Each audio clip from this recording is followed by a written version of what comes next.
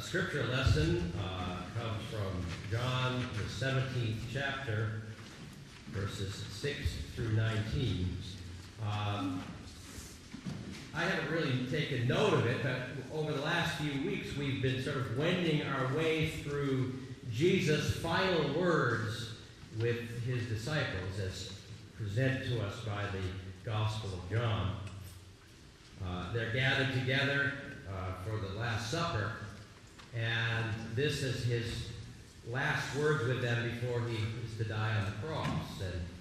And they are sure they know exactly what's going on. Jesus has a pretty good idea, though. And so today we move from the first part of those words to the disciples, where Jesus is sharing his hopes and dreams and final words with the disciples and directing those words to them. At this point, where we pick up the Gospel of John, Jesus turns from addressing the disciples to praying for them.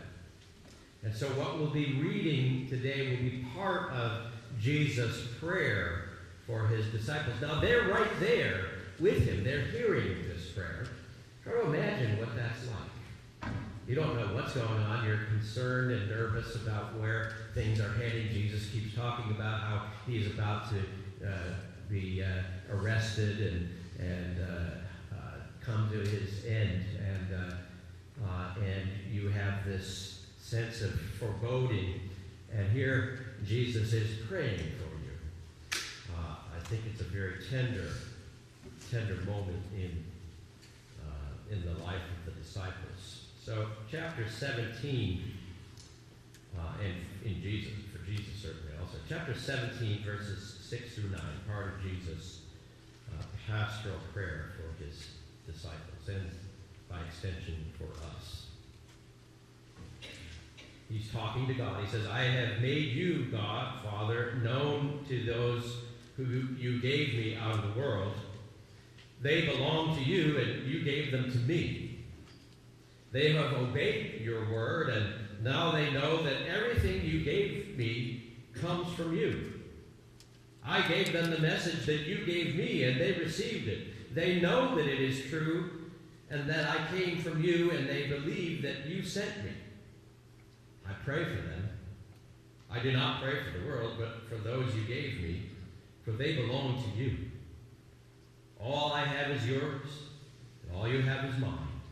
And my glory is shown through them. And now I'm coming to you. I am no longer in the world, but they are in the world. Holy Father, keep them safe by the power of your name, the name you gave me, so that they may be one, just as you and I are one. While I was with them, I kept them safe by the power of your name, the name you gave me. I protected them, and not one of them was lost except the man who was bound to be lost, so that the scripture might come true. And now I'm coming to you, and I say these things in the world so that they might have my joy in their hearts in all its fullness. I gave them your message, and the world hated them because they do not belong to the world, just as I do not belong to the world. I do not ask you to take them out of the world, but I ask you to keep them safe from the evil one. Just as I do not belong to the world, they do not belong to the world.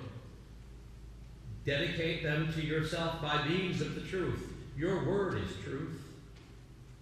I sent them into the world just as you sent me into the world. And for their sake I dedicate myself to you, in order that they too may be truly dedicated to you. May God add a blessing to the reading and hearing of the word. Well, like I said, we've been looking through and wending our way through John's version of the last night of Jesus' life and his final words to his disciples leading up to his arrest and death. And just as I mentioned, we are turning our attention today to what has been called Jesus' great pastoral prayer. And this is when Jesus turns from addressing the disciples to praying for them. I also mentioned that I see this as a very tender scene.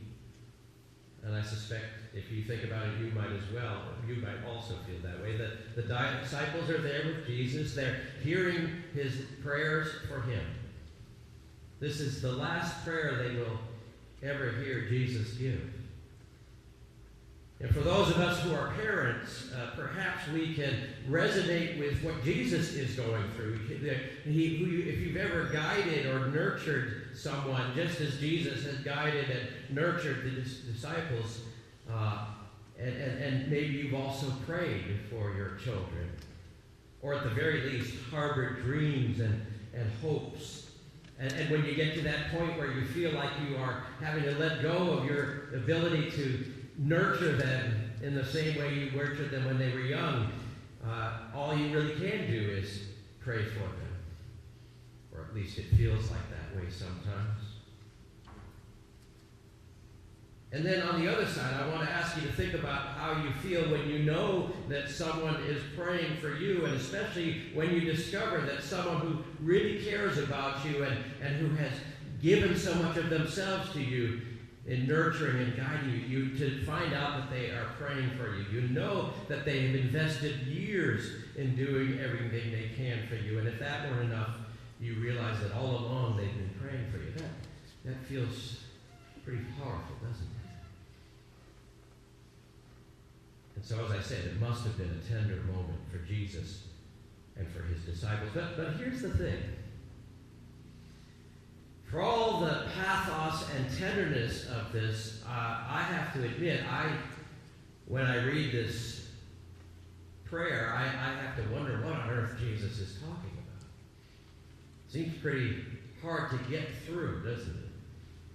If you're like me, you might wish that Jesus' prayer was just a little bit more straightforward, a little less esoteric, because I'll have to admit that as I read this part of Jesus' prayer over and over again as I was getting ready to preach about it, I found myself confused by some of what Jesus was saying. Sure, I understand that he's praying that they will be unified. I get that part. I get that he prays that the Father will protect them and keep them safe. But then Jesus' prayer veers out into what, for me at least, are pretty murky waters, and I'm left to wonder what he's talking about. He talks a lot about the world in this prayer, doesn't he? In fact, he uses the word world 13 times just in the passage that we read. 13 times, which averages out to once per verse. That's a lot of world talk, isn't it?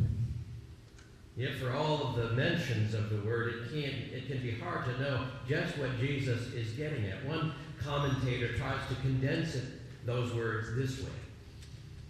God gave Jesus the disciples from the world.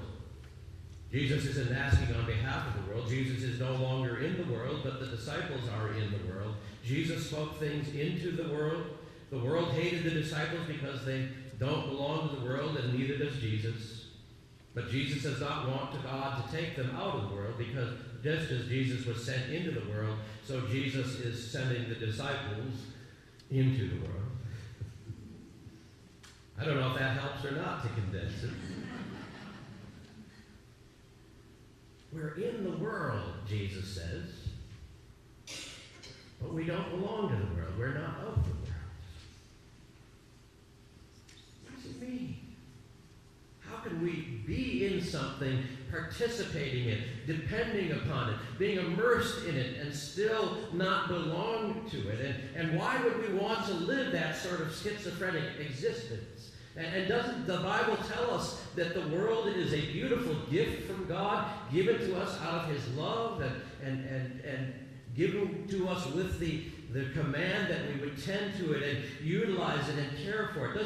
Does Jesus' prayer tell us that God now wants us to retreat from the world, to isolate ourselves from it and shun it? Certainly some Christians have understood it that way and withdrawn from the world.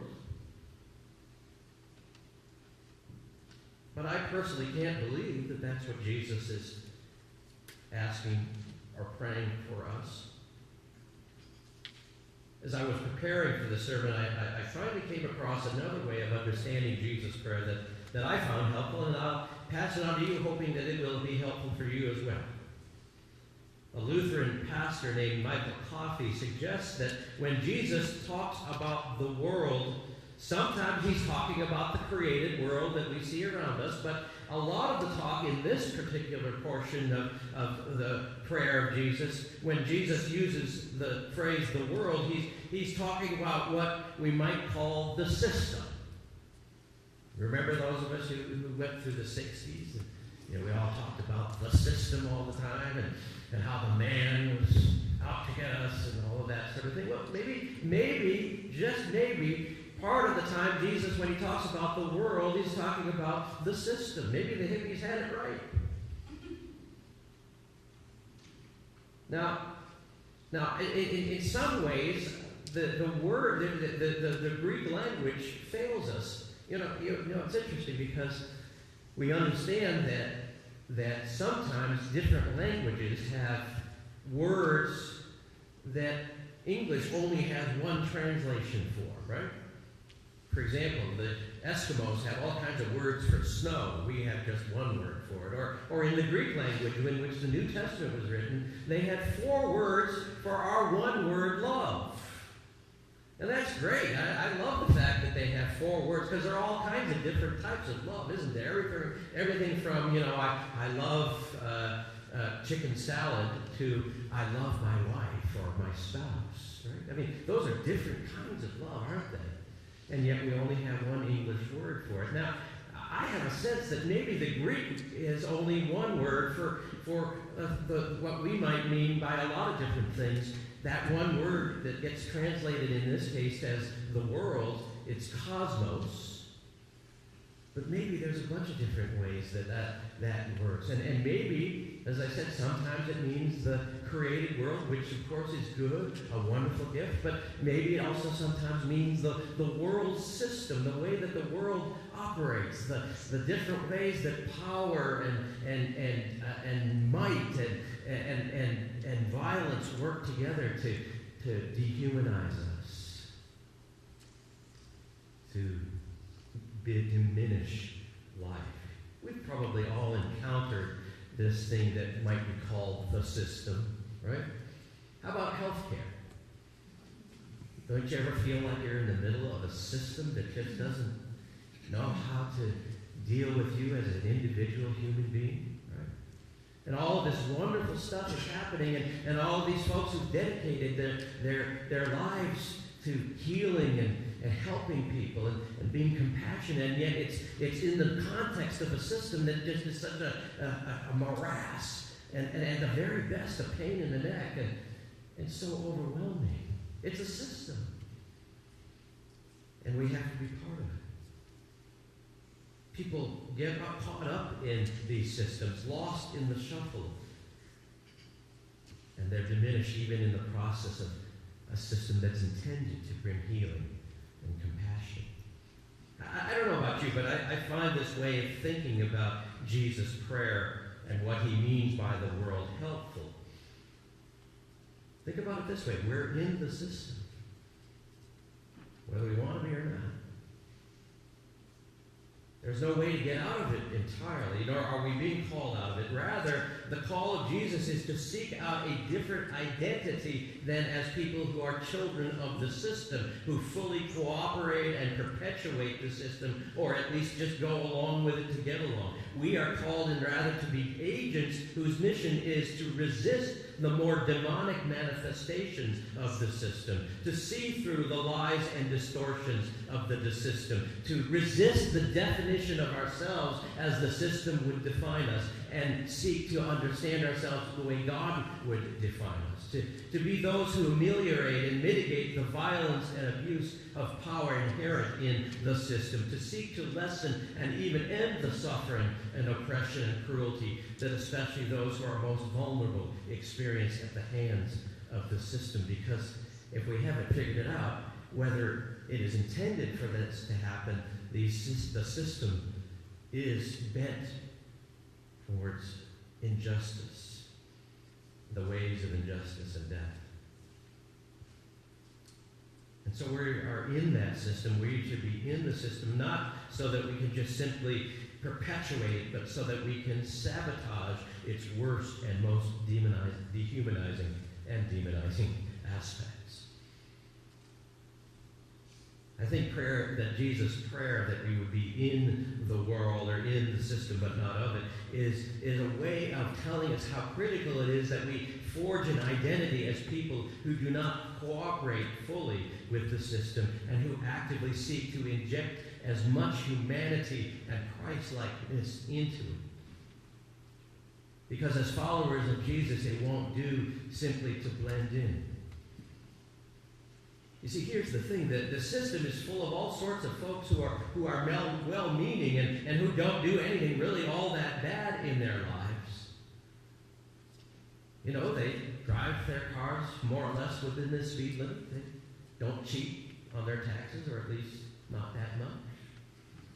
They're nice enough people. You'd like to have them as your neighbors, right? And sometimes the problem is that religion is one of the forces that becomes a system. And then it tells us that the best way to be religious is to get along with that system. So that, for example, being a good Christian gets equated with being a good middle-class American who tends their lawn, right? Who doesn't cheat on their taxes, who pays their bills on time. But if that was what it means to follow Jesus, if that's what it's all about, how can it be that when the person we say we are following was such a threat to the system that two of the major institutions of the time, religion and state, felt like they had to get rid of it?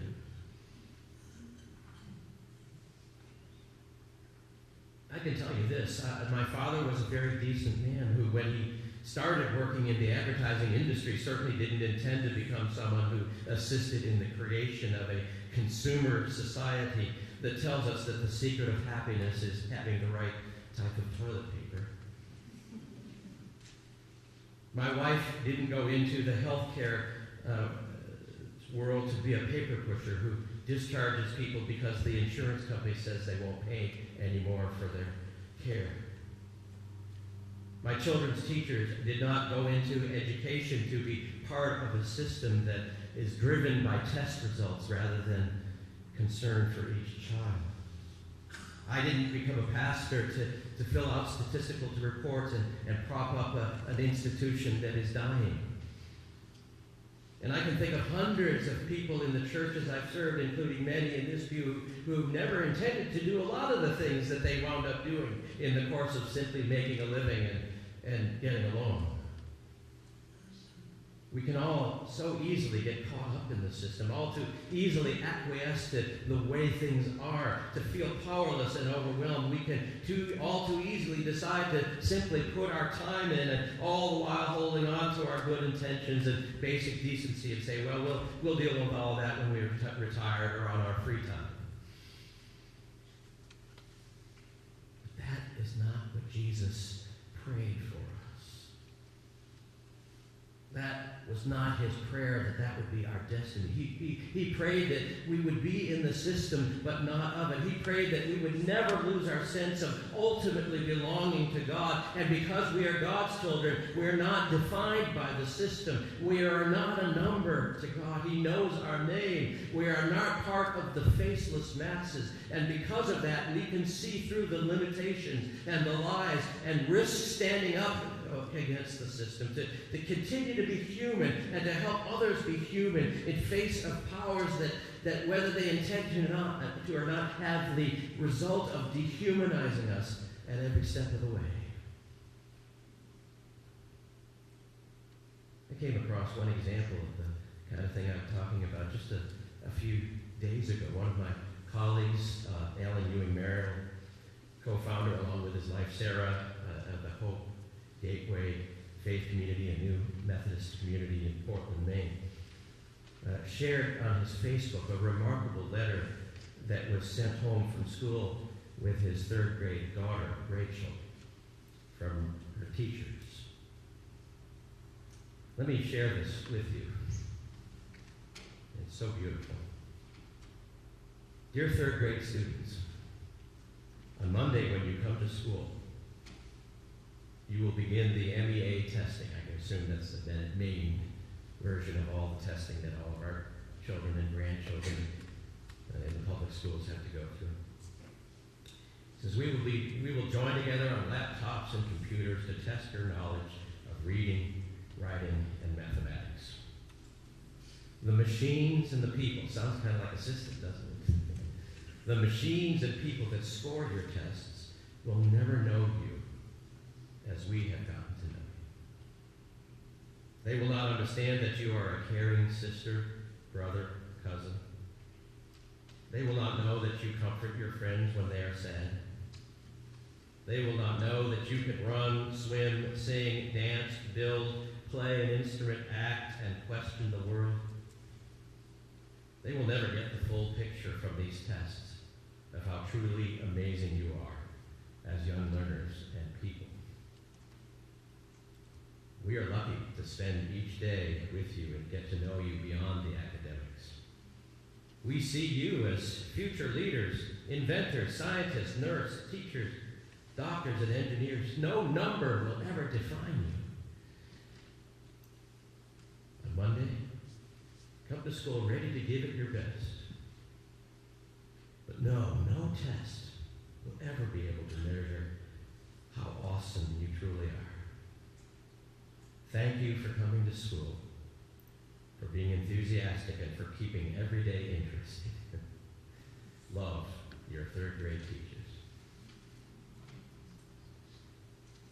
Now, I have no idea what motivated these teachers to write this letter, or whether they are coming from as followers of Jesus or not, but I think that's the sort of thing Jesus was praying for.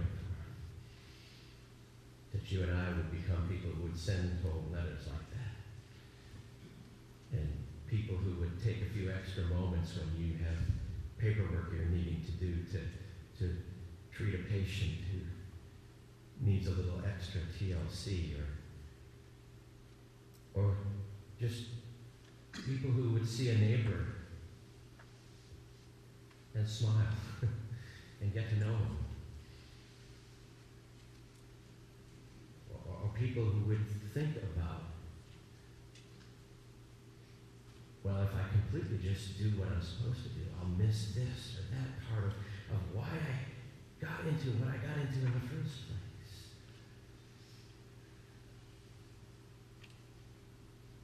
Jesus wasn't praying that we would necessarily become revolutionaries taking a flame torch to the powers that be. He was praying that in often quiet but powerful ways we would spread seeds of love, never forgetting our own humanity, never letting others forget their humanity, never forgetting that we ourselves and everyone around us is made in the image of God and has dignity and preciousness, called by name. Yes, we're in the world, when in the system. There's no way to completely opt out, or even it's not even something that we're being called to try. But if we know ourselves as beloved children of God who belong to Him, no one can take that away. For it is to God that we ultimately belong.